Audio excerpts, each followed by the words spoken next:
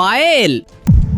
রাহুল, দেখুন ম্যাডাম, ও হচ্ছে একজন ক্রিমিনাল, মানি লন্ডারিং এ ধরা পড়েছে। আর জিজ্ঞাসাবাদের পর জানা গেছে কিছু টাকা ও গার্লফ্রেন্ডের কাছে লুকিয়ে রেখেছে। আপনি কি ওর গার্লফ্রেন্ড?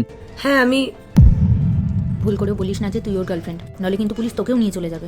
মানি লন্ডারিং এর কেসে ধরা পড়েছে ও। থানা কোর্টে চক্কর কাটতে হবে যদি তুই বলে দিস তুই ওর গার্লফ্রেন্ড। ও আমার বয়ফ্রেন্ড, আর আমরা দুজনে বিয়েও করবো। আমি রাহুলকে সম্পূর্ণ বিশ্বাস করি, ও এরকম কাজ করতে পারে না। আরে পাগল হয়ে গেছিস নাকি তুই? পায়েল, তুই ওর থেকে অনেক ভালো ছেলে পেয়ে যাবি। যা হচ্ছে হতে দে। তুই আমার কথা শোন, ওনাদেরকে গিয়ে বলে দে যে তুই ওকে চিনিস না। ওর জন্য তুই নিজের ফিউচারটা কেন খারাপ করবি? আই এম সরি পূজা, আমি তোর এই যুক্তিটা মানতে পারবো না। হ্যাঁ স্যার বলুন।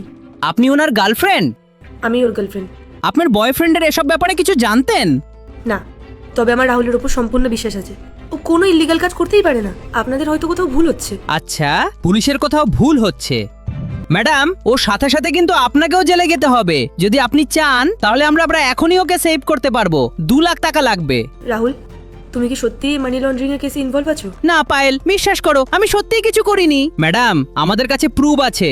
ঠিক আছে, আমি আপনাকে 2 লাখ টাকা দিয়ে দেবো। কিন্তু পায়েল, তুমি কোথায় পাবে এত টাকা? আমি ঠিক অ্যারেঞ্জ করে নেবো, তুমি চিন্তা করো না। তুই কি পাগল হয়ে গেছিস? তুই কেন দিবি ওর জন্য টাকা? আরে ও আমার বয়ফ্রেন্ড হয়। তুই কি বুঝতে পারছিস না? ও একটা ক্রিমিনাল। ওর জন্য তোর পুরো লাইফটা নষ্ট হয়ে যাবে। নষ্ট হোক বা যা খুশি হোক, যা হবে আমি বুঝে নেব। রাহুল, কি হচ্ছে এসব? Will you marry me? Marry me? কি হচ্ছেটা কি এসব? এটা একটা প্র্যাঙ্ক ছিল, আর ওরা আমার বন্ধু হয়। তো বন্ধুরা, তারপরে কি হয়েছিল তা দেখার জন্য চ্যানেলটি সাবস্ক্রাইব করে কমেন্টে নেক্সট লিখে দাও।